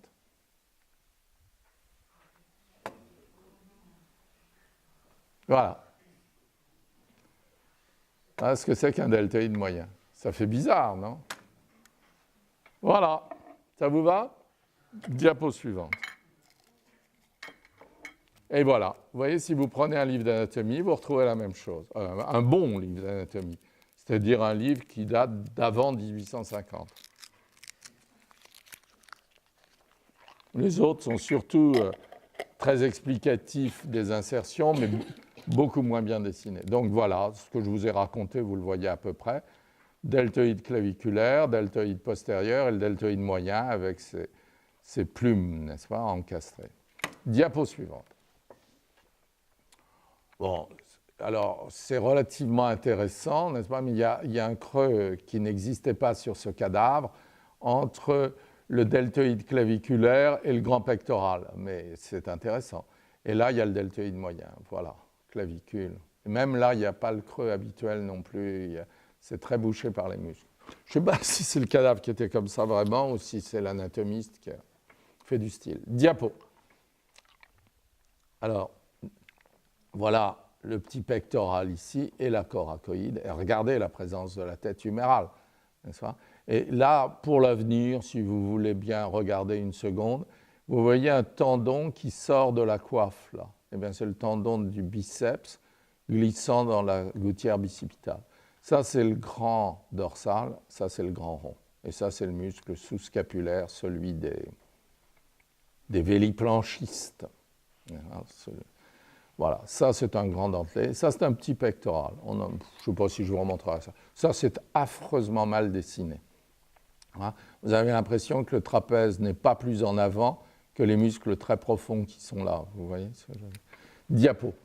Donc, il y a, voilà. Ça, je me suis dit, tiens, ils verront le rhomboïde, comme ça. Et ça, c'est un angulaire de cadavre, qui est complètement ramolli et tombé. Voilà les muscles de la nuque qui sont si compliqués avec cette ligne que j'ai mis parfois. Voilà le ligament. Et voilà les muscles du sacro-lombaire, long dorsal. Oui, c'est ça, long dorsal qui remonte là. Et puis épineux. Là. Diapo suivante. Voilà. Ça va? Vous en avez eu pour votre argent. Diapo. Voilà. Alors ça, c'est un dessin de Goya tout à fait extraordinaire. Ce sont des gens qui se vengent d'un alguazil, c'est-à-dire un officier de police, en lui faisant un lavement, une succession de lavements. Et Goya vous donne les circonstances. Et remarquez la délicatesse adorable du profil. Et quand vous pensez que morphologiquement ça tient, n'est-ce pas, c'est une sorte de BD de l'époque, si vous voulez. Diapo.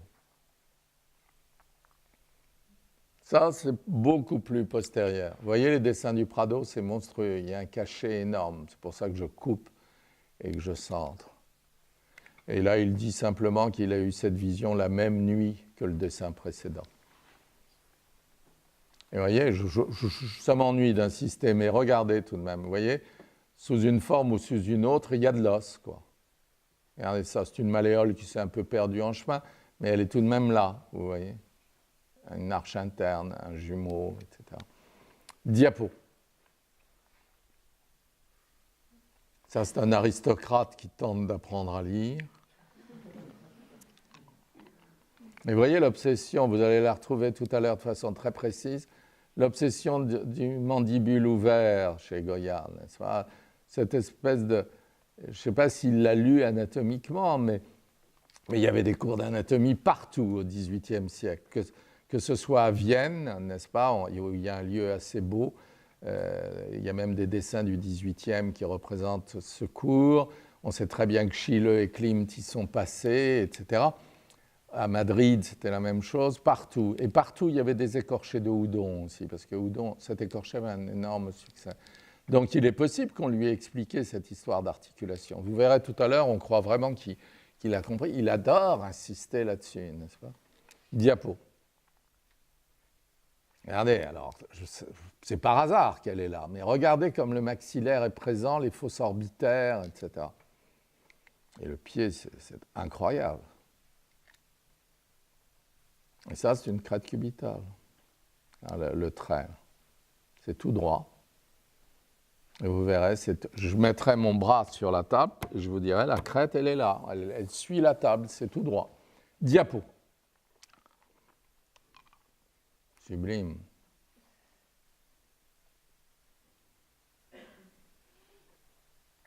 Diapo.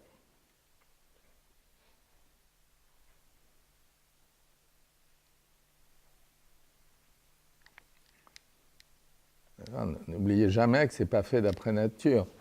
Je regrette, quand il était à Bordeaux, il a fait combien? 4 lithographies, je crois, qui s'appellent Los Toros de Burdeos, les taureaux de Bordeaux, que j'ai beaucoup regardé à la Bibliothèque nationale, etc. Je n'ai pas de diapo. Mais on voit bien que c'est fait comme ça, ex nihilo. On dit même qu'il faisait ses lithos, la pierre étant posée sur un chevalet, un peu comme il peignait. Rembrandt en a un, mais lui aussi, il a un corps humain à l'intérieur de son dessin, et un corps de taureau, etc. Il dessine. Diapo. Regardez ça, si ce n'est pas un crâne, on peut mettre au point, je crois. Si ce n'est pas un crâne, ça, avec maxillaire, fosse orbitaire, voilà. C'est articulé. Alors, comme chez Giacometti, c'est pas compliqué tout ça. Et les grands, ils ont fait passer ces choses simples dans leur art, et ça fonctionne, mais en plus, ils ajoutent la main là. C'est une main schématique. Hein. Le pouce, 4 doigts, il n'y a pas de problème. Et là, une main fléchie, on y reviendra, le pouce d'un côté, les 4 articulations du dos, etc. Diapo. Rembrandt ne fait pas différemment.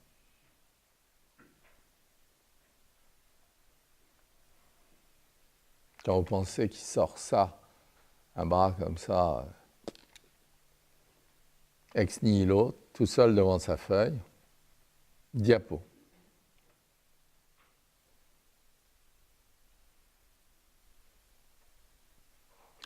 Ouais, c'est adorable, mais n'empêche que le dessin ne tiendrait pas s'il n'y avait pas une bonne, je ne sais peut-être pas très en point, je ne sais pas, s'il n'y avait pas une bonne structure des pieds, des jambes, et vous avez déjà vu l'autre jour, n'est-ce pas? Ça, pour ça, il n'y a pas de problème, il est très très fort, etc. Donc, étant donné qu'il structure bien ses aplombs, il peut se permettre des libertés, des délicatesses incroyables dans les articulations et les visages des femmes, comme dans le tableau qui s'appelle La Lettre, qui est à Lille, n'est-ce pas? Ou les pieds sublimes de la marquise de la Solana au Louvre, etc. Diapo.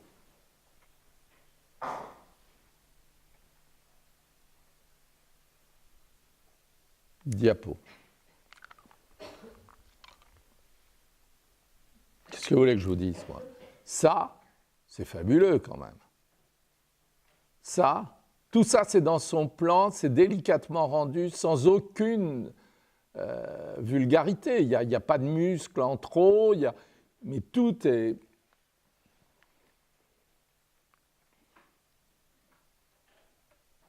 Diapo.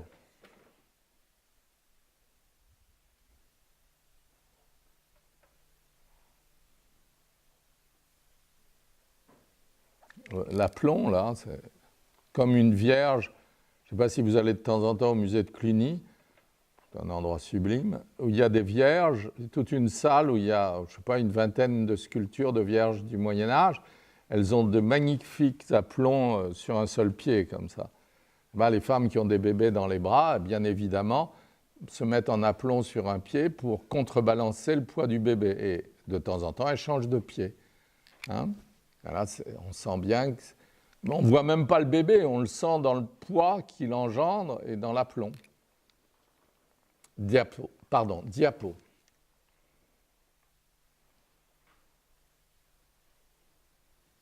Diapo. Ça, c'est pas extraordinaire, ça. C'est payer le luxe d'aller vous mettre deux femmes, on ne sait pas très bien ce qui se passe, n'est-ce pas? C'est une espèce de tempête dans un paysage. Ça vous relève les jupes de l'une et la tête qui est là-bas n'appartient pas à celle-là, on ne comprend rien. Mais n'empêche que la délicatesse de ça, c'est... Moi, pour vous dire les faits, la vérité, ça me fait beaucoup plus d'effet qu'une de ces revues dont on parlait tout à l'heure. Il ne faut pas que je regarde trop. Diapo.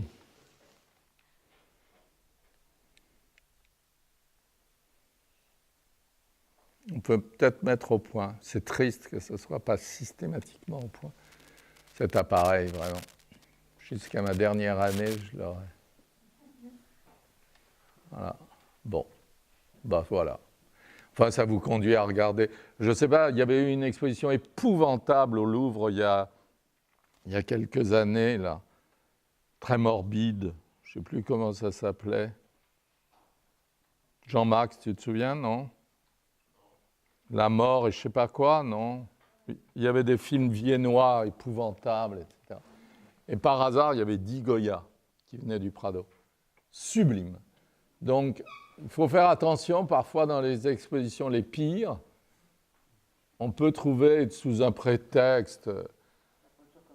La peinture comme crime, voilà. Et à la racine carrée puissance 25, dans le raisonnement du conservateur, parce qu'en plus de ça, il faut le lire, je ne vous donnerai pas son nom. Eh bien, il y avait une place pour Goya, à côté de choses épouvantables, et parfois d'une nullité coriace. Eh bien, genre académique, terrible, etc. Et il y avait une dizaine de Goya, et l'exposition devenait extraordinaire. Moi, je ne sais pas combien de fois je suis allé regarder les 10 Goya en question. Les dessins de Goya, quand on peut en voir, c'est un don de... Alors, en France, sachez-le bien, ne l'oubliez pas, il y a plusieurs musées très intéressants à ce point de vue-là. Mais le plus important, c'est Castres, où il y a eu un peintre qui s'appelait Briguiboul, à qui on doit vraiment rendre hommage, qui a acheté un énorme Goya qui s'appelle la Jeanne des Philippines, qui est très très mal présenté, il est quasiment dans le noir, avec un petit éclairage modeste, etc., alors qu'il y a une lumière du jour qui est voilée. Enfin, c'est de la folie. Mais c'est vraiment un tableau extraordinaire. C'est Ferdinand VII et sa cour en train de présider une espèce de chose politique comme ça. Et il y a deux autres Goya, un autoportrait et un portrait de toréador. Et il y a en permanence, c'est pas très bon pour leur conservation, toutes les gravures, caprices, désastres, etc. À cause de Briguiboul. Donc il y a Goya, il y a Castres, il y a Agen, et puis ne jamais oublier qu'à Strasbourg, il y a 7 musées fabuleux. C'est la ville la plus délicieuse qui soit pour les musées. Il y a un musée du Moyen-Âge magnifique qui s'appelle le musée de l'œuvre Notre-Dame. Et il y a un musée de peinture à droite de la cathédrale qu'on appelle le musée de Rohan. Et ces 7 musées ont été créés par un monsieur merveilleux qui s'appelait Hans Haug, qui a été le premier à acheter un Klimt, hein, c'est tout de même quelque chose, et qui a acheté un Goya, un portrait de Goya, un portrait d'homme, rose et gris, qui est une pure merveille. Ça, rien que ça, il ne faut pas oublier, c'est vraiment une des plus belles choses qui soient. Et il n'y a pas que ça à Strasbourg, hein, c'est vraiment une ville merveilleuse. Diapo. Les villes de province ont cet avantage qu'il y a moins de monde dans les musées, que c'est délicieux. Regardez ce flirt entre un moine et une dame qui se confesse. La confession a du bon. Diapo. Ça, c'est de la fin. Hein. Là, ça devient extraordinaire. Enfin, c'est tout le temps extraordinaire. Mais à la fin, il est venu... il y a des dessins terribles de lui. Il est venu quelques jours à Paris et redescendu à Bordeaux. Et il montre des clochards parisiens de mémoire, comme ça.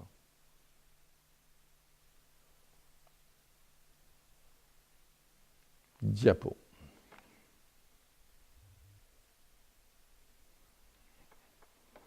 Diapo.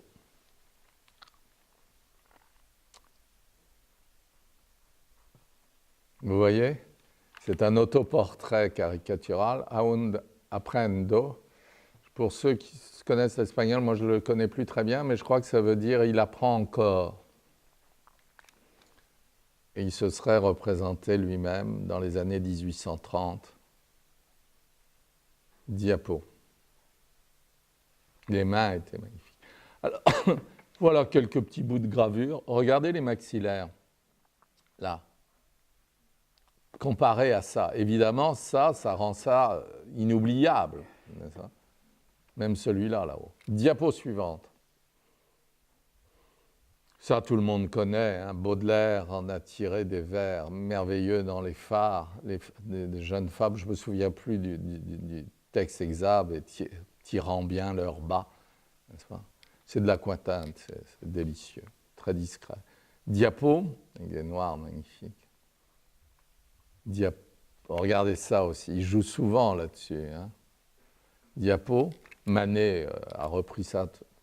Voilà, regardez, comme il articule ça. Comme chez un mort, vous voyez.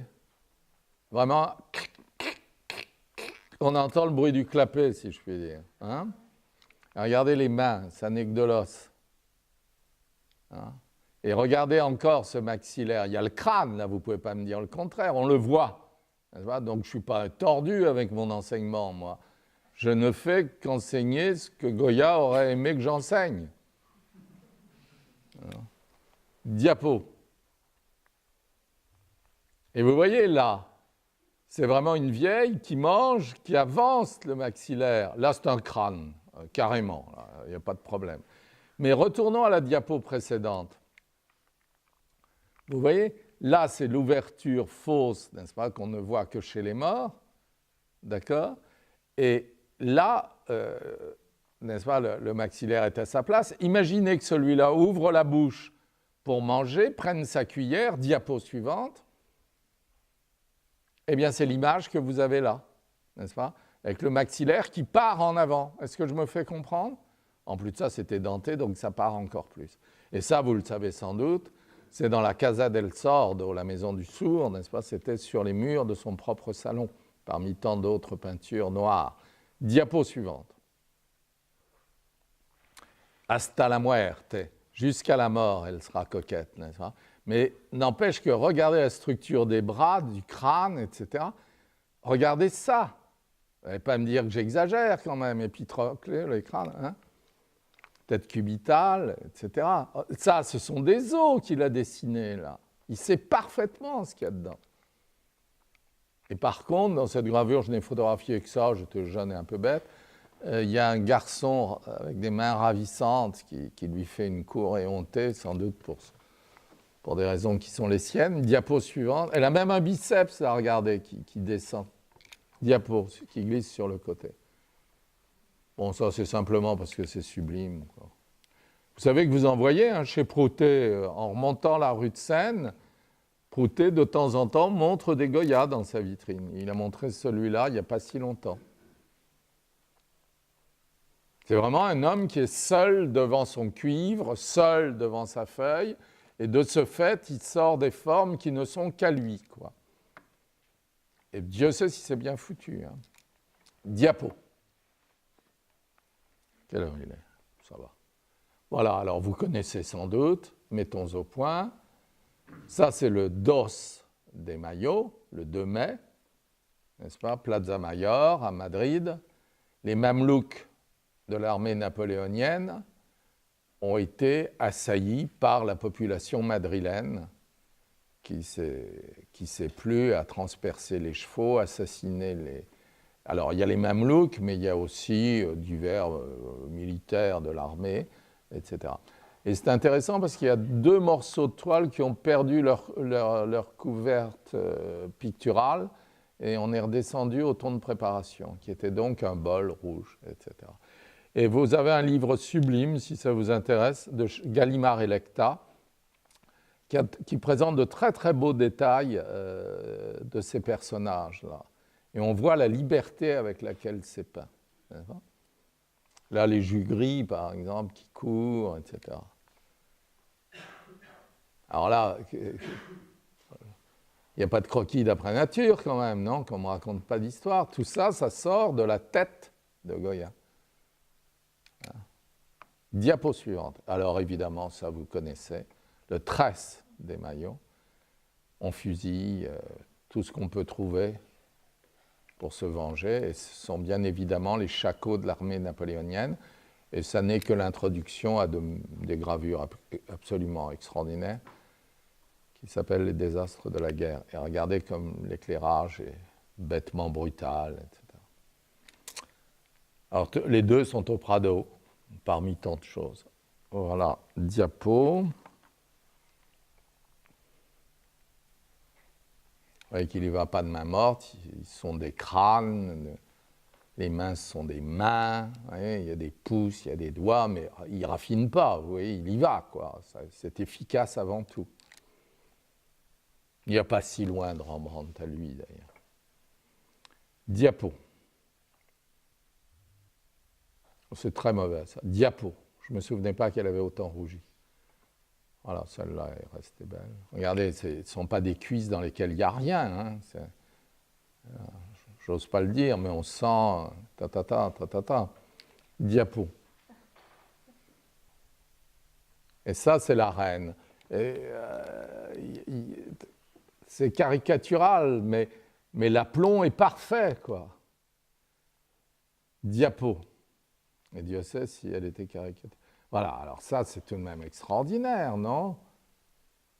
Alors, il y a des gens qui vous parlent de modernisme. Alors, ils vont vous dire, ah, c'est moderne, etc. Non, c'est Goya.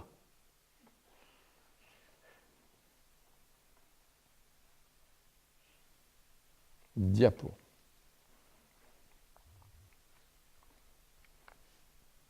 C'est une diapo que j'ai faite dans mes jeunes années. C'est la lettre de Strasbourg dans un beau livre en noir et blanc. Il a surtout fait le portrait de la poitrine, parce qu'en fait, le visage, c'est un petit visage de poupée très très joli. Je ne sais pas si vous avez vu, l'autre jour à Orsay, il y était, on voyait à quel point les yeux étaient peints sans contour aucun, jetés à la tâche comme ça. Et là, c'était plein de blanc d'argent crémeux, etc.